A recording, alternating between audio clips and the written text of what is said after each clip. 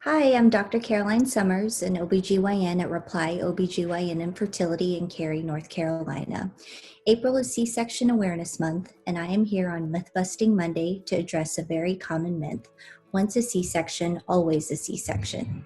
Let's break down a few common questions about birth after C-sections. First question is, if I had a C-section, will my future births need to be C-sections too? The answer to this is it really depends. I'd encourage you to have a discussion with your OBGYN, not only about your plans for this pregnancy and for your delivery plans, but also what prompted your C-section in previous pregnancies. Not only if there were risks for you, risks for your baby, there are a number of things that we have to consider in order to come up with the safest delivery plan for you and for your baby in this current pregnancy. The second question is, I'm hoping for a vaginal delivery this time. How will I know if that's possible?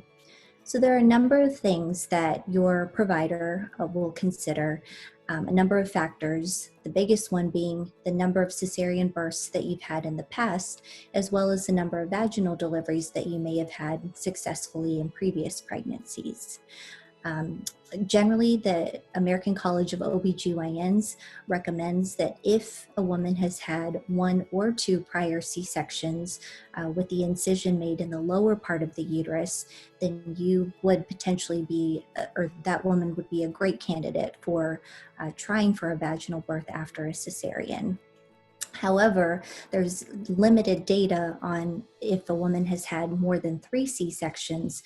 So because that data is still quite unclear, generally most institutions discourage against trying for a vaginal delivery after 3 or more prior C-sections. Another thing that we consider is the reason for a C-section. So if a woman has had what we call a non-recurring event with a previous delivery, for example, if their baby was breech, then that doesn't necessarily mean that for every delivery from that point forward that your baby or that woman's baby will be breech. So that particular woman may be a great candidate for trying for a vaginal birth after a cesarean in this current pregnancy.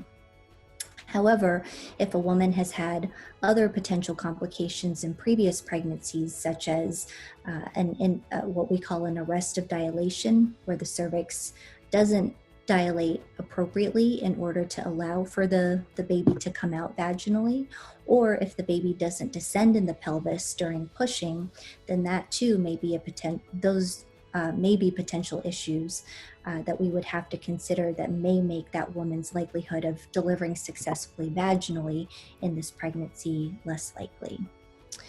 Another thing that we consider as OB providers are that woman's pregnancy history and medical history. So, for example, if a woman has a number of pregnancy complications, including things like obesity, diabetes, hypertensive disorders, preeclampsia, then that woman's chances of successfully being able to have a vaginal birth after a C-section can be quite decreased.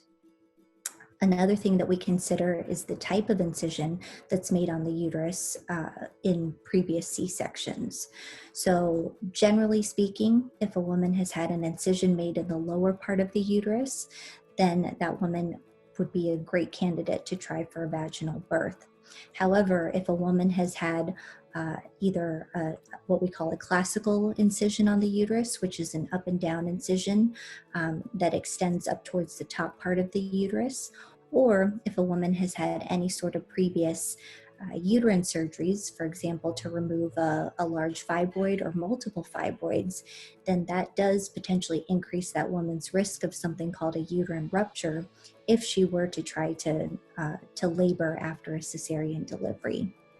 Uterine ruptures generally are quite rare, so in all women that attempt for a vaginal birth after a C-section, the overall risk is about 0.5 to 0.9% if a woman has had 1 prior C-section. That risk does double if a woman has had 2 or more cesarean deliveries. The big thing is, again, the risk is quite uncommon, but if it were to happen, it can be catastrophic, not only for the mother, but also for the baby. In terms of complications such as bleeding, infection, and worst case, maternal or fetal death. So these are quite rare, but again, very serious consequences that we have to consider with the whole picture. Also, there are other things that we look at along with the things that I just mentioned. There are a number of things called VBAC success calculators out there that look at a number of factors, such as a woman's age, a woman's BMI or body mass index, the indications for prior cesarean deliveries that woman has had, as well as race, and also other factors, such as some calculators consider other factors such as pregnancy complications, and also things like if the baby or if the woman has had a history of a large infant or a macrosomic infant. Again, these are all things that can kind of help us generate the overall success for that particular woman in this particular pregnancy for having a safe and successful vaginal delivery after a cesarean.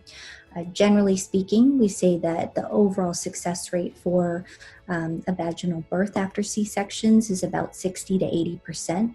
But again, that can increase or decrease kind of depending on factors that happened in previous pregnancies as well as in the current pregnancy. Finally, I've kind of said vaginal birth after C-section over and over again, and there are a number. There kind of general. There's general terminology that we use in OBGYN to distinguish between after a cesarean section, what we call labor after a C-section, which you'll often hear us refer to as TOLAC, which is trial of labor after cesarean section.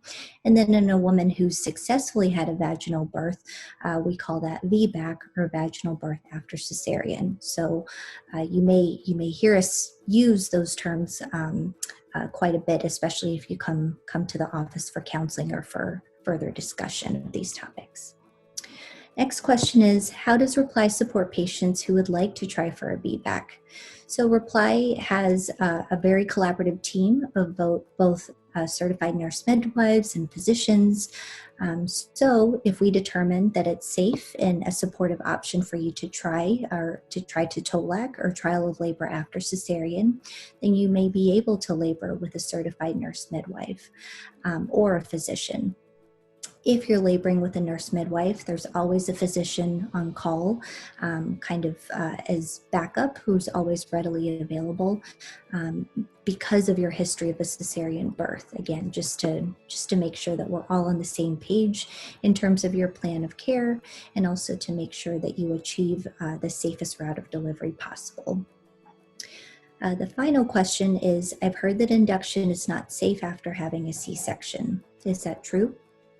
So we do consider kind of a number of scenarios if a woman has had a prior C-section or C-sections in attempts to TOLAC. So we kind of break it down into three general categories, kind of ranking from the safest option for a vaginal birth after C-section versus the least ideal option. So the safest option is if a woman goes into spontaneous labor. That is certainly the safest mode of delivery.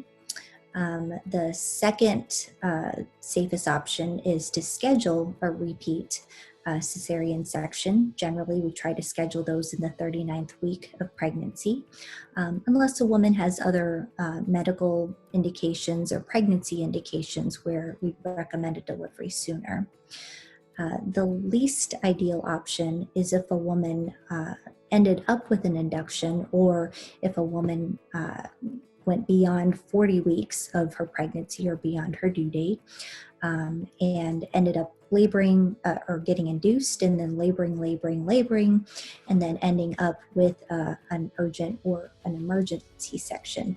Certainly that's the least safest mode because it does potentially increase the risk of complications that we not only worry about in a prolonged labor, things like infection, maternal, not only an increased risk of infection for the mom and for the baby, but also potential surgical complications such as bleeding, infection, the inability to access the uterus and deliver the baby quickly, especially if a woman has had prior C-sections.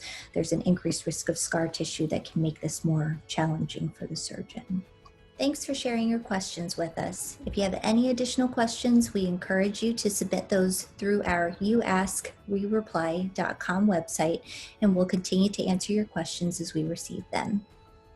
Thanks for tuning in to Myth Busting Mondays. As always, if you have questions for us or are hoping to become a patient at Reply, you can call us at 919-230-2100 or schedule an appointment on our website at www.replyobgyn.com. Thanks.